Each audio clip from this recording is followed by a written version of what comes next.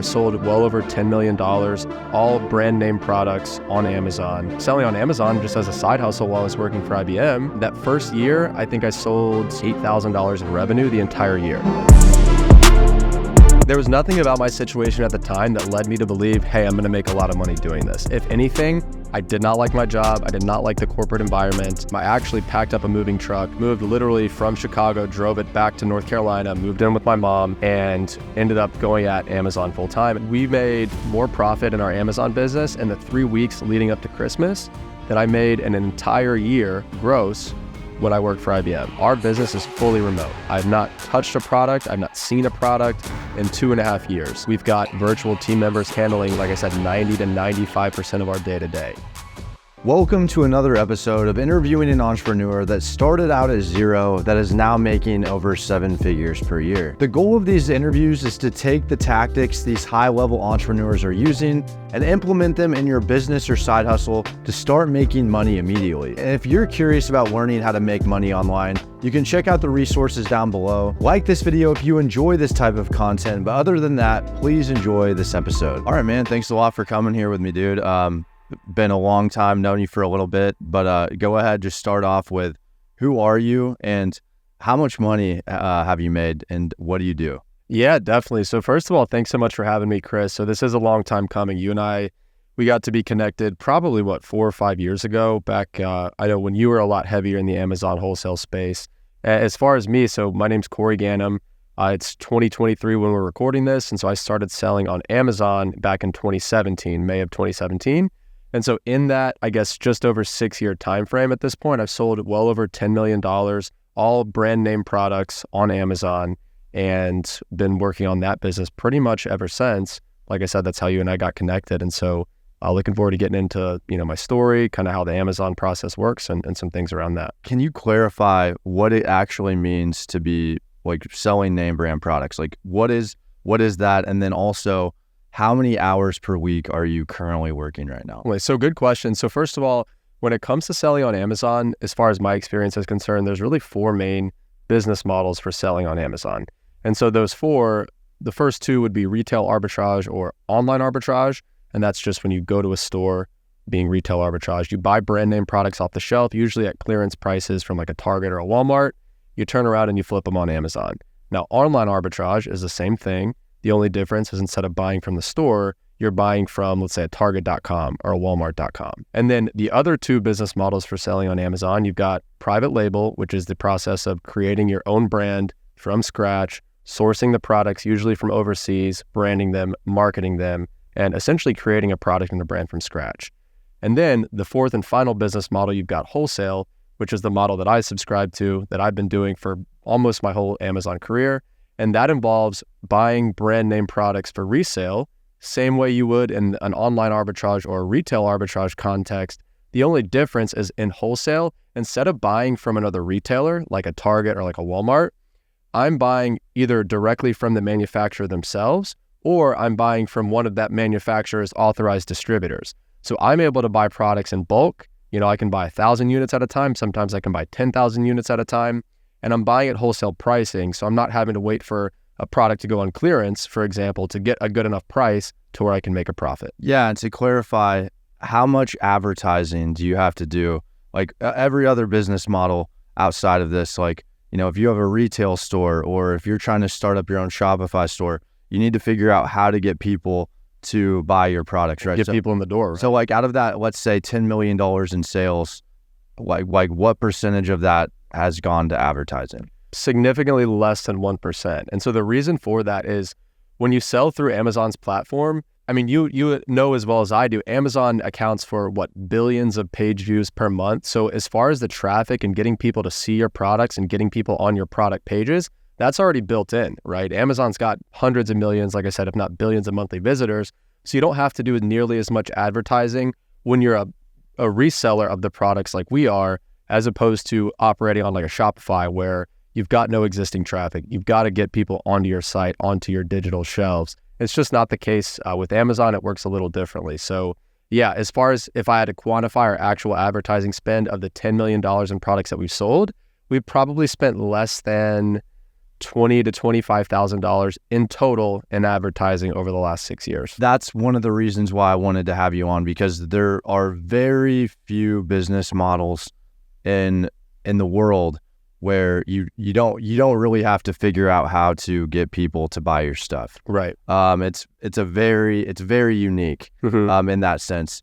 And to kind of backtrack, like, what did you do before this? I mean, like, here you are. Was it always like this? Like, where did you end up starting from? Yeah. So as far as let's, I guess, maybe spend a second to talk about what I did before Amazon. So really to backtrack a little bit. So I graduated from college in May of 2017. And so January of 2017, the beginning of that year, I stumbled upon a YouTube video by a popular Amazon seller named Reezy Resells, who I know you know Reezy. He's an OG in the space. He's been around forever. And that really opened my eyes to, one, the opportunity of selling on Amazon in general. I didn't even know that you could sell stuff on Amazon before I saw that video. So I stumble upon that video. I get an idea for how the business model works, and then I start doing it as more of a side hustle, just kind of casually towards the end of my college career. And then I had a 2-month gap between college graduation and between moving to Chicago, where I was going to start my first full-time job, which right after graduation, I worked for IBM.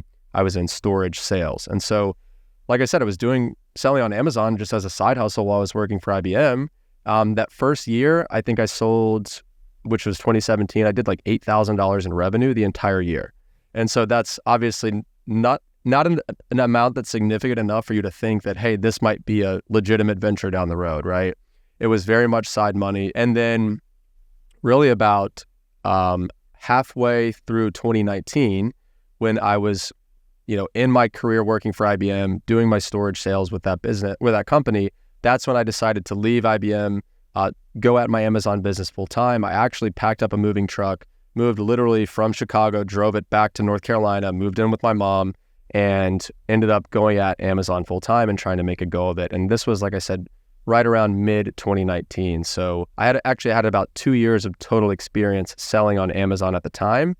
It was not profitable, was not making enough money to survive on, really just took a chance, took that leap of faith and decided to make a go of it. And what was that like mentally? Because I mean, like, can you get in a little deeper as to why you did that? Because there's people who work years doing something and they, whether maybe they like what they do, but then there's other people who may not necessarily like what they do, yet they'll still continue to do that. So kind of like, why did you decide to do that? Did you, after selling, what'd you say, $8,000 after the first year, were there any signs you're like, actually, I think I can turn this up, Yeah. What's that like? There was nothing about my situation at the time that led me to believe, hey, I'm going to make a lot of money doing this. If anything, I did not like my job. I did not like the corporate environment.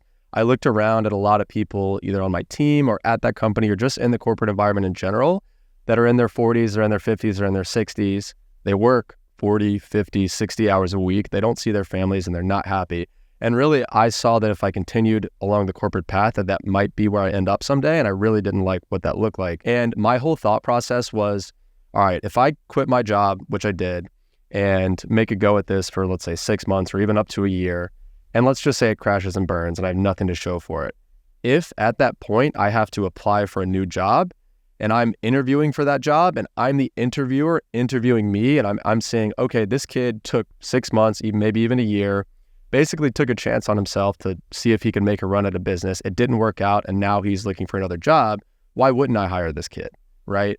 So that was my thought process. Well, if worst case, if this just goes to zero and I have to apply for a job again, I think I can pretty easily sell that experience to another company to then find another job.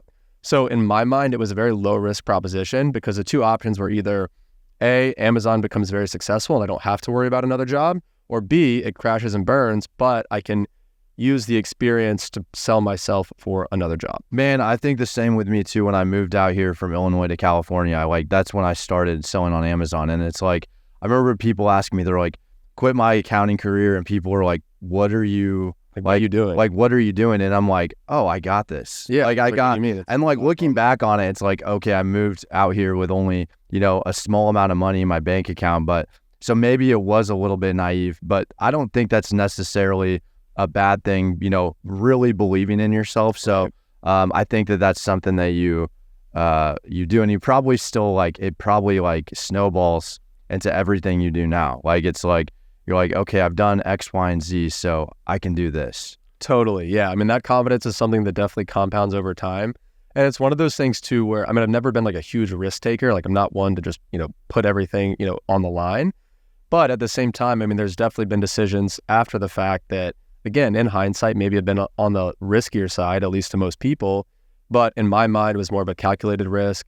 Again, I'm always weighing the downsides and looking at the worst case scenario. And as long as I can live with the worst case scenario, which, I mean, in most situations you can, then it's typically a risk that I'm going to be willing to take. Yeah, I mean, and that's something else too, because people, and taking risks in any business, it's really important.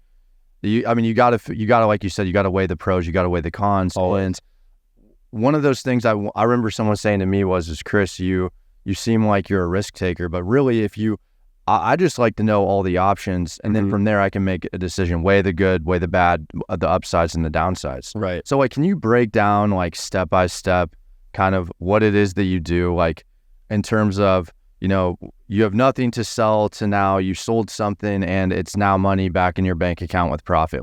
What is that?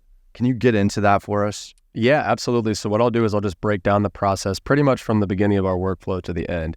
So when it comes to selling on Amazon, there's two different options for selling on the platform. There's FBA, which stands for Fulfilled by Amazon, and there's FBM, which stands for Fulfilled by Merchant. And so 100% of our business is FBA, which means we buy all of our inventory upfront in bulk from our suppliers. Our supplier then either ships it straight to Amazon for us, or they ship it to our warehouse, or we then turn around and ship all of our inventory to Amazon upfront. This is before anybody's bought it. This is just getting it to Amazon's warehouse. So once Amazon receives our inventory at their warehouse, that's when it becomes live for sale. So at that point, if a customer buys one of our products from us, then Amazon is the one shipping that single order to that customer. You see what I mean? So we're doing all of our shipping up front in bulk, and then Amazon's shipping out all the individual orders. And then on the other side, you have, like I said, FBM, Fulfilled by Merchant, which think of FBM as kind of like the eBay model. So if I list a product on Amazon and it's fulfilled by merchant, I'm the one responsible for shipping each individual order to the customer. You see what I mean? And so the difference between the two models is FBA is a lot more scalable because, like I said, you do your shipping up front, it's in bulk. And by sending your products to Amazon, that is what allows them to qualify for Prime.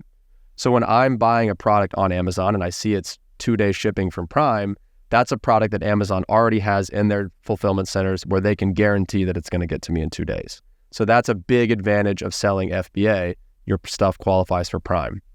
And so as far as the actual process of, the workflow that our business goes through, so let's just say we find a product that we see is profitable, we see it's doing volume on Amazon. What we're doing is we're either going to reach out directly to the manufacturer. So it could be, one of these big brands that you see, or it could be like a small niche brand that deals in a certain product category. So we're going to reach out to them first, and we're going to try to order it directly from the manufacturer.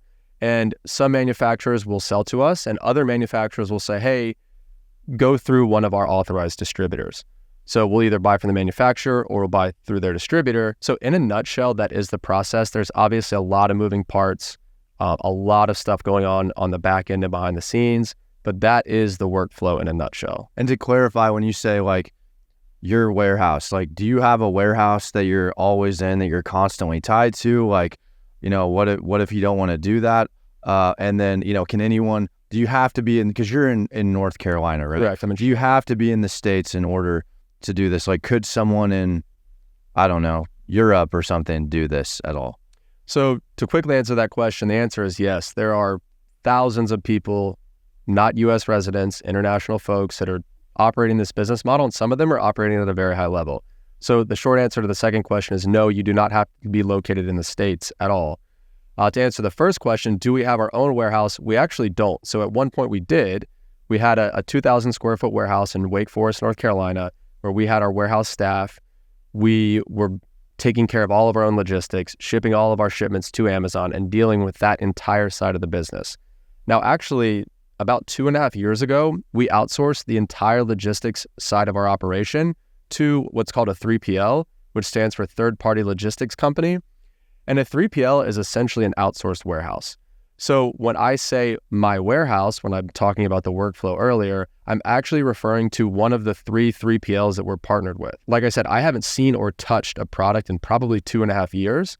So there's only two scenarios. Either scenario A, supplier is willing to ship directly to Amazon for us, which we just simply forego the 3PL in that case, which is best case scenario. But if they're not willing to do that, then scenario B is supplier ships to our 3PL. Our 3PL then prepares all of the inventory for shipment to Amazon. The 3PL then ships it to Amazon. And then that's the end of the workflow from there. You have the system dialed in now. And I want to touch on building teams because I think that's one. I tell people, like, if you can build systems around an Amazon business, like everything else is easy. So yes, like getting to ask you about building systems is going to be awesome because I think this can be applied to really any other business you start. But totally. Before I get there, like obviously you have everything dialed in now, but there had to have been like one or two, losses or something that you just kind of hurt, right? Like you go into like maybe one of your biggest wins and then one of your biggest losses in terms of products that you've sold. Yeah. So in terms of products that we've sold, easily the biggest win that comes to mind would have been December of 2021. So there was two products that we had been selling for a while at that point. One is it's a branded snack food box. It's like a Hello Kitty snack food box. And then the second was a boot dryer. So, during the winter months, if you've got snow in your boots, it dries your boots out. So these two products are very seasonal. They do well year round, but they do especially well around the holidays and in December. So Christmas of 2021, come to find out, supplier on the snack crate and supplier on the boot dryer were both running into a supply shortage, a lot due to COVID and due to other reasons. So long story short, we were able to buy out their entire remaining inventory on those two products through the end of the year. So to give you context on the snack crate, we're buying at $18.50. The whole month of December, we were selling at about $65 a unit. At one point, we were selling about 100, 120 units per day because we cornered the market. Everybody else ran out of stock and we were able to set our price. So on the snack crate, we were 3 to 4xing our money on every sale, again, to the tune of like 100 to 120 units per day. And then on the boot dryer, exact same situation. Supplier ran out of stock. We held our price high, let everybody else sell out. Everybody else sells out. We kept our price high and again, sold about 100 to 120 of those boot dryers per day in December. So that 1 month of December of 2021, without going into very specific numbers, we made more profit in our Amazon business in the 3 weeks leading up to Christmas than I made in an entire year gross when I worked for IBM. So that would be the biggest win by far. That was a very cool experience. I'd say the biggest loss would be this brand of marine walkie-talkie. So they're high-end walkie-talkies used for like marine communications. Our cost was $148 a unit. And the brand has a MAP price, which stands for minimum advertised pricing. Basically, in layman's terms, it means you cannot price below a certain price. And that MAP price was $199.99. So our margin is basically built in because if nobody's allowed to price lower than that, then that's going to be where we sell it. So we net, I think, like $15 to $20 per unit in that scenario, after accounting for fees, shipping, all that stuff.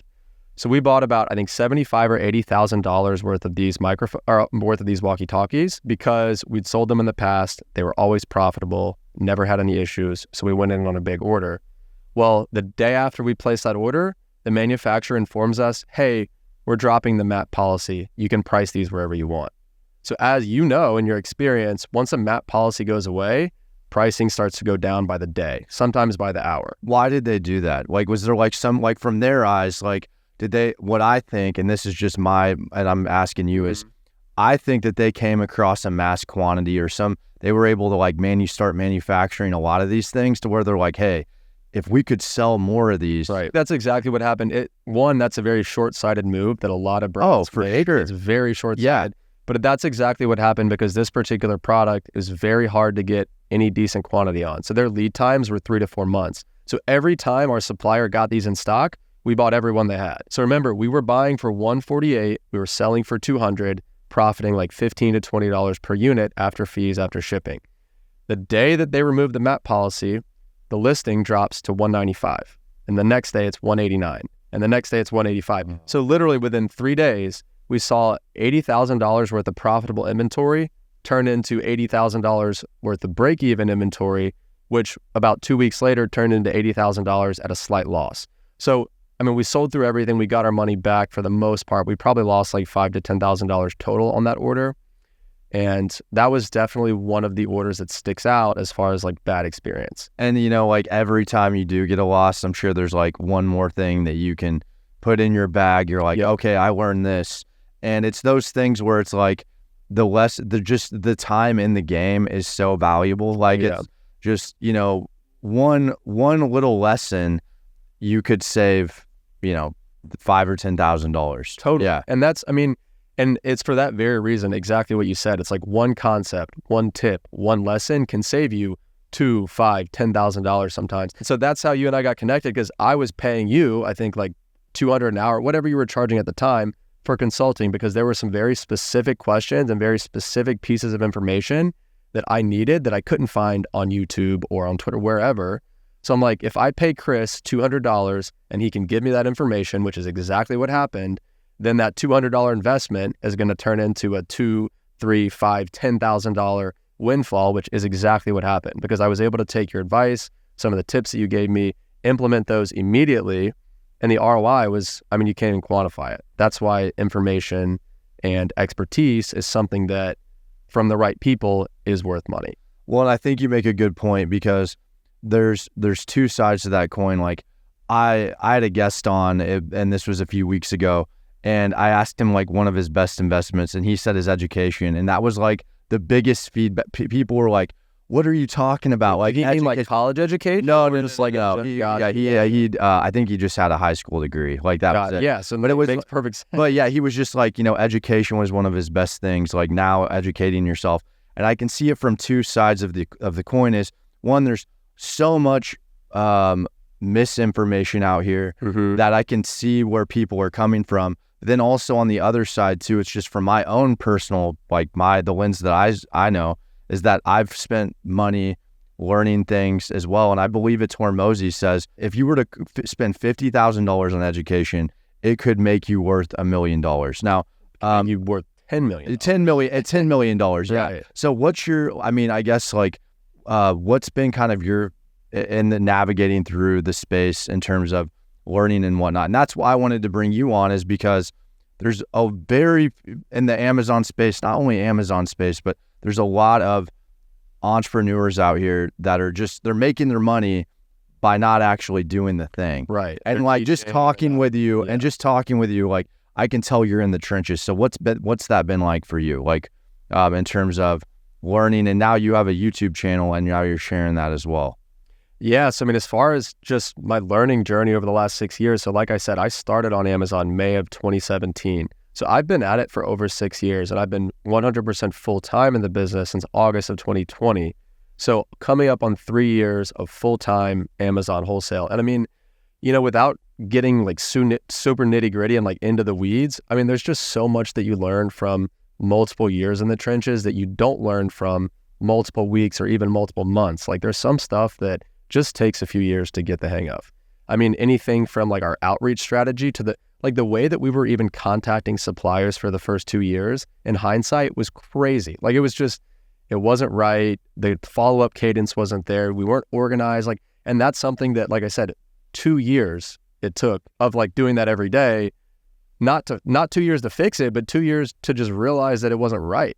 You know what I mean? And then it's like, all right, another 6 months to 8 months, like perfecting it, you know, fixing the approach, optimizing it. And now it's at a place where now we somewhat know what we're doing when it comes to reaching out to suppliers, right?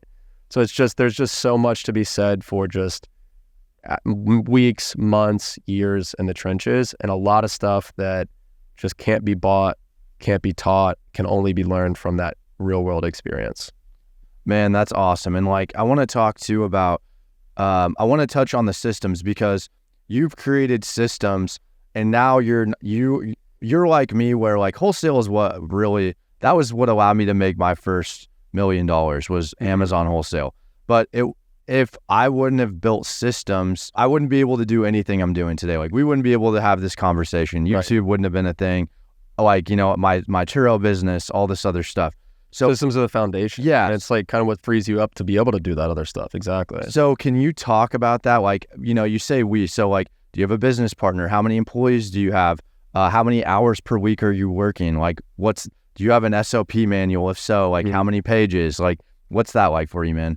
Yeah, so all of the above. So as far as like partnership interests, so right now my dad is my primary partner in the Amazon business. We do have a couple more minority partners, like 5% owners. So, but he is, he was there from day one. We were 50-50. Now we own the same amount, but that's kind of the ownership structure. I run the day to day. As far as the SOPs, we've got an extensive SOP manual. We've got them broken down by role. So what I think a mistake that we made early on is we just had kind of like a general list of all the procedures in our business. But when we sat down to figure out, all right, what roles do we have in our business? And then what tasks need to be performed by each role? That helped us get a lot clearer on those procedures and really like narrowing down the list of what's important and then making it accessible in a way to where if an employee is going about their day-to-day business, they should be able to access those SOPs easily to be able to knock out those tasks. So we've got probably 50 to 60 total individual standard operating procedure tasks, either a checklist or a video that they use to perform their roles.